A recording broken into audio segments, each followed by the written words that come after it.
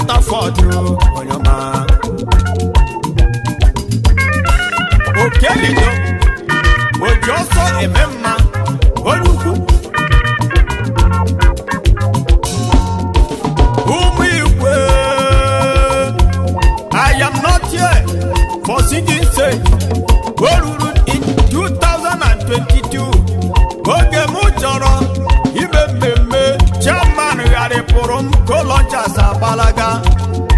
just in late hour ka m kpọrọ kelido were ọsọpụta memu mma onye ọma ọgịlịga ọdụwa ọgbajie